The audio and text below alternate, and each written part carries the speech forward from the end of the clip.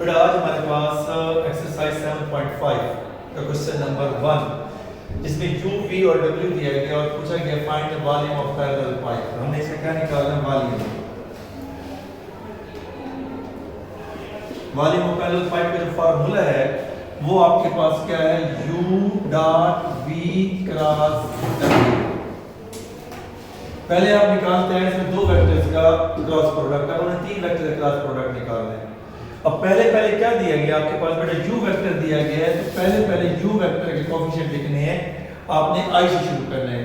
i को आ जाएगा 3 और j का कोएफिशिएंट यहां पे जब नहीं है तो क्या करेंगे बेटा? 0 और k का 2।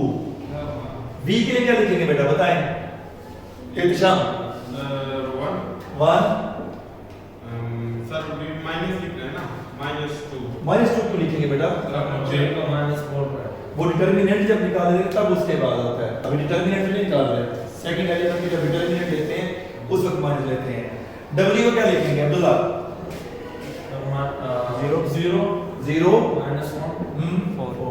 4। अब हमने क्या करना है बेटा? इसका डिटरमिनेंट निकालना है। डिटरमिनेंट निकालने के लिए रूल क्या होता है कि मैंने आपको बताया फर्स्ट लिखिए रिलेटेड कॉलम और रो के सेकंड एलिमेंट के साथ यहां 0 लगाते हैं। इत्तिशाम जो आप माइनस कह रहे हैं वो सेकंड एलिमेंट जब डिटरमिनेंट को एक्सपेंड करने लगते हैं उस वक्त, और +2 उसके बाद रिलेटेड कॉलम और रो कैंसिल। इस स्टेप अपनी दफा कर चुके हैं। 3 के साथ जब करेंगे तो मैंने आपको एक बात बताया है, तो पहला कॉलम स्किप कर दें तो क्या बच जाएगा? 1 4। सेकंड में क्या आ जाएगा? सेकंड में सेकंड कॉलम को स्किप कर दें 1 0 और थर्ड में 1 0 2 गुड 1 0 2 -1। जब इसका डिटरमिनेंट निकालते हैं ये 3 आ गया उधर 1, इसको रूल एक बता दो तुम्हारे रिमाइंड करने के लिए आप एब्सेंट थे कि इसको इससे मल्टीप्लाई करेंगे तो क्या आएगा? 8 ब्रैकेट डालेंगे 8 और ये माइनस फार्मूले का 1 * -1 वो और ये माइनस +1 0 है यहां भी आ जाएगा 4 - 0 0 हो जाएगा, प्लस आपके पास 2 इसका क्या आएगा? -1 -0। सिंपलीफाई करते हैं आपके पास 3 × 9 प्लस या -0 और -2 9 3 7 - 2 आपके पास 25। That is your answer. Cube unit आप देख देंगे। ये आपके पास इसका पहला क्वेश्चन है। पहले क्वेश्चन के जितने भी पार्ट सारे पार्ट ऐसे होंगे, समझ आई बात? इसी के साथ ही क्वेश्चन नंबर 2 का भी आपके पास बता देता हूं। उसकी स्टेटमेंट आपके पास चेंज है लेकिन वहां पे वो u a b और c वेक्टर दिया गया है। अच्छा आपके पास रूल बता देता हूं कि क्वेश्चन नंबर 2 के लिए यहीं पे आपको समझ आ जाएगा कि आपके पास a वेक्टर भी दिया गया है, b वेक्टर भी दिया गया है, c वेक्टर भी दिया गया है। जैसे यहां u v और w की वैल्यू दी गई है, वहां a b c की वैल्यू दी गई है और वो आपसे कहता है कि आप निकालें a dot b cross c। वहां बुक में कॉमा लिखा हुआ है तो मिस्टेक है। a dot b cross c निकालें, इसका answer b dot c cross a। ये डॉट मल्टीप्लिकेशन है ना बेटा? बिल्कुल जैसे अभी मैंने आपके पास u dot b cross w निकाला सेम इसी तरह से निकालना है। ये डॉट प्रोडक्ट है, मल्टीप्लिकेशन नहीं है, वेक्टर है। वेक्टर का डॉट प्रोडक्ट है, ठीक है ना? और ये क्या उसका क्रॉस प्रोडक्ट है। और c dot a cross b, इसका आंसर वो कहते हैं क्या आएगा? c dot a cross b। यानी एक ही सवाल है, उसको आपने 3 तरीकों से करना है। तीनों तरीके के साथ जब निकालते हैं तीनों का आंसर क्या आएगा? सेम। जैसे यहां निकालना u dot b cross w, तो अगर इसी तरह से हम लिख देंगे b dot u cross w तो आंसर सेम आएगा, क्योंकि ये प्रॉपर्टी है क्रॉस प्रोडक्ट की। ये इसका आंसर और इसका आंसर तीनों क्या आता है? सेम। फर्क क्या है? जब a का लिखेंगे तो ऊपर कोएफिशिएंट a के, फिर b के और फिर सेकंड के लिए पहले किसके कोएफिशिएंट आ जाएंगे? सेकंड के लिए पहले b के फिर और फिर a का डिटरमिनेंट निकालेंगे सेम आएगा। थर्ड के लिए पहले किसके कोएफिशिएंट आ जाएंगे? c फिर a फिर b और जब उसका डिटरमिनेंट निकालेंगे तो आपके पास आंसर क्या आएगा? सेम आएगा। समझ आ गई बात कि नहीं आई? हो जाएगा ना? कि सेम इसी तरह से करना है, सिर्फ आपके पास उसकी जगह को रिप्लेस करना है और आपके पास हो जाएगा। Question number 3। क्वेश्चन नंबर 3 में आपके पास वेक्टर दिया गया है कि prove that the vectors are coplanar. बेटा अगर इस डिटरमिनेंट का रिजल्ट 0 आ जाए, ये जो हमने सॉल्व किया, सॉल्व करने के बाद रिजल्ट यहां तो आया 25, इसका रिजल्ट 0 आ जाए तो वेक्टर्स आर कोप्लेनर। क्या कहेंगे इसे हम? कोप्लेनर। उसने क्या कहा है? Prove that.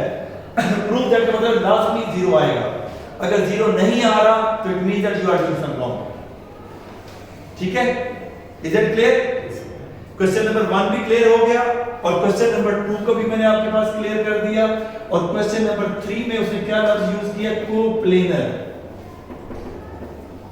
कोप्लेनर का मतलब ये होता है कि एक ही प्लेन पे हैं। उसके लिए हमें क्या करना पड़ेगा? ये जो इसका डिटरमिनेंट है सॉल्व करेंगे सिंपली। जैसे वेक्टर दिए गए हैं आपके पास, उसने 3 वेक्टर दिए, एक को नाम लेट कर लेंगे u को, दूसरे को v, तीसरे को w। सॉल्व करेंगे और उसका आंसर क्या निकाल लेंगे? Question solve. Any question? करने की जरूरत तो नहीं, सॉल्व आप कर लेंगे ना? ठीक है, अगला क्वेश्चन मैं आपके पास एक्सप्लेन करता हूं। वो कहते हैं find the constant alpha such that the vectors are coplanar. अब हमें अल्फा की वैल्यू निकालनी है कि जब वेक्टर कोप्लेनर हैं। इसे लिखने बेटा क्वेश्चन नंबर 4 में आपके पास स्टेटमेंट में 3 वेक्टर दिए गए हैं और इन तीनों वेक्टर के बारे में बता देंगे they are coplanar and you have to find the value of alpha. सबसे पहले हम इसको लेट कर लेंगे सॉल्यूशन के अंदर। लेट ABC लेट करें या UW करें? ABC। चलिए इसको A लेट कर लेते हैं, जहमा शरीफ की ख्वाहिश है। इसको B लेट कर लेते हैं और इसको C लेट कर लेते हैं। अब स्टेटमेंट के मुताबिक उसने कहा है कि वेक्टर्स आर कोप्लेनर, यानी इसका डिटरमिनेंट इक्वल टू 0 पुट करके हमें इस अल्फा की वैल्यू निकालनी है। उसके लिए हम क्या लिखेंगे बेटा? कोप्लेनर के लिए A dot B cross C। तो पहले किसके कोएफिशिएंट आ जाएंगे बेटा? A के क्या आ जाएंगे? 1 minus 1 minus 1 B के क्या आएंगे? 1 minus 2 minus 3 1 minus 2 and minus 3 C के क्या आएंगे? 3 minus alpha plus 5 प्लस 5। ठीक, ये हमारे पास इसका कोएफिशिएंट हमने लिख लिया। अब हम अल्फा की वैल्यू निकालनी है, तो इसकी वैल्यू निकालने के लिए हम क्या करेंगे? Abdurrahman see on the board बेटा।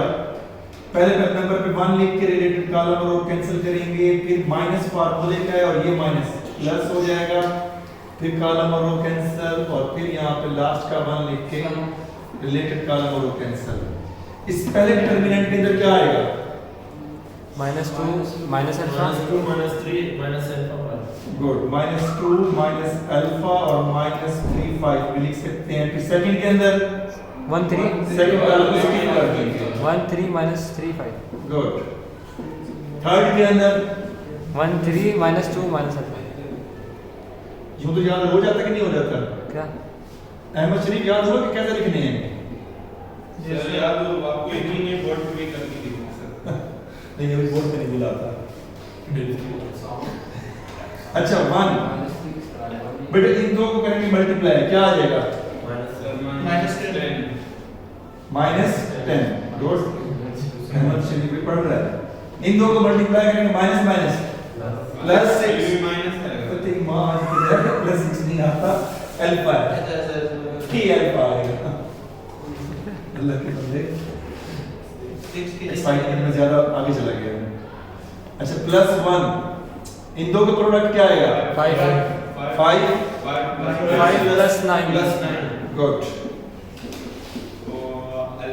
minus alpha plus 6 +6। ठीक है, फार्मूले का माइनस और माइनस हो जाएगा। यहाँ तक क्लियर है, लेकिन यहाँ पे मैंने इक्वल साइन यहाँ पे लगाई है, इक्वल साइन मुझे यहाँ पे नहीं लगानी चाहिए, बल्कि कोप्लेनर का आया तो कोप्लेनर का कहते हुए हम डायरेक्ट इसके साथ यहाँ पे इक्वल साइन लगाते जाते हैं 0, या यहाँ पे इसको पहले बता दें। अगर इधर नहीं लगाते तो फिर आप यहाँ बताएं कि वेक्टर्स आर कोप्लेनर, तो आप यहाँ बताएं वेक्टर्स आर कोप्लेनर। अगर ये कोप्लेनर है तो इक्वल साइन यहाँ आने की बजाय फिर क्या हो जाएगा? इस साइड पे इक्वल टू 0 पुट कर देंगे। इसको सॉल्व करने के बाद 1 को खोलेंगे तो हमें कोई फर्क नहीं पड़ेगा। -10 एंड -3 अल्फा 9 + 5 14 14 1 था 14 और +1 करेंगे इससे भी कोई फर्क नहीं पड़ेगा। इक्वल टू 0 कोप्लेनर क्या करने इक्वल टू 0 कर दिया है। हमें अल्फा की वैल्यू चाहिए माइनस 3 अल्फा और माइनस अल्फा क्या हो जाएगा? -4 minus 10 10 plus 20 10 plus 10 minus 4 alpha है तो माइनस 4 अल्फा को यहाँ रहने देते हैं, सर सब कुछ लेके जाओ सब कुछ तो लेके जाए बेटा। सर ए की वैल्यू सारी है। वही ना सर इसको जी सर। सर -10 + 20 कैसे सर? ओए बंद कर सर। मार कर 14 प्लस 6 कितना होता है? सही है। मैं इसकी टेंशन पूरी है बोर्ड इसका मतलब ये है 4 डिवाइड हो जाएगा 4 डिवाइड हो जाएगा। So alpha is equal to -10 over -4 alpha is equal to क्या आ जाएगा? तो 5 और 2 that is your answer. That's good. Is it clear? ये है वैसे में क्वेश्चन बेटा। सेकंड पार्ट भी इसका आपने इसी तरह सॉल्व करना है। मैंने इसका फर्स्ट पार्ट सॉल्व किया है, सेकंड पार्ट भी इसी तरह सेम सॉल्व होना है। आगे अच्छा बेटा, आपके पास इस क्वेश्चन को सॉल्व करने के लिए पहले क्रॉस प्रोडक्ट की प्रॉपर्टी या उस प्रॉपर्टी के बारे में आपके पास बताना चाहता हूं कि आपके पास एंटी क्लॉकवाइज इसे घुमाना है आपने क्रॉस प्रोडक्ट के लिए। ये आपके पास आ जाएगा i, ये j और ये आपके पास k। जब क्रॉस प्रोडक्ट लेते हैं ना बेटा तो i क्रॉस j का answer i cross j objective में भी आता है, इसका आंसर क्या बन जाएगा k। j क्रॉस k का आंसर क्या आ जाएगा? Good, that is i। और k क्रॉस i का ये आ जाएगा j। सेम इसी तरह से अगर इसको चेंज करेंगे, इन्वर्स करेंगे तो j क्रॉस i का आंसर होगा -k और k क्रॉस j का -i और i क्रॉस k का -j तो i क्रॉस j का -j। ये तो है क्रॉस प्रोडक्ट वेक्टर्स की प्रॉपर्टीज। इसी तरह से अगर डॉट प्रोडक्ट की प्रॉपर्टी को देखा जाए तो डॉट प्रोडक्ट के अंदर बेटा आपके पास i dot i, j dot j and k dot k, इन सब का आंसर क्या आता है? 1। ठीक है। और जबकि अगर आप लेते हैं i डॉट j और j डॉट k और k डॉट i, इसका आंसर क्या आएगा बोला? 0 0। क्योंकि इसके अंदर बनने वाला एंगल जो होता है ना वो होता है cos थीटा, और cos थीटा जो होता है cos 90 की वैल्यू 0 होती है, cos 0 की वैल्यू 1। अब इन्हीं प्रॉपर्टी को यूज करते हुए मैंने इस क्वेश्चन को सॉल्व करना है। अब देखो पहले बेटा जब इसको सॉल्व करते हैं तो 2 2s आर 4 और इधर आ जाएगा i क्रॉस j और ये डॉट c। वैसे i क्रॉस j का आंसर क्या आता है? तो ये आ जाएगा 4, इसका आंसर आ जाएगा k और k डॉट k का आंसर क्या आता है? 2k। Is that clear? इसी तरह से इसका जो सेकंड पार्ट दिया हुआ है वो दिया हुआ है 3j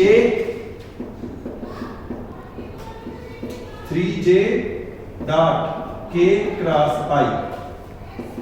3j को वैसे हम देते हैं, k क्रॉस i का आंसर क्या आएगा? इसका आंसर बताओ। j k क्रॉस i का आंसर क्या आएगा? j। गुड, इसका आंसर हमने लिख दिया j। और j डॉट j का आंसर क्या है? 1 और इसका टोटल आंसर क्या आ जाएगा? समझ आई क्या नहीं? ठीक। Third part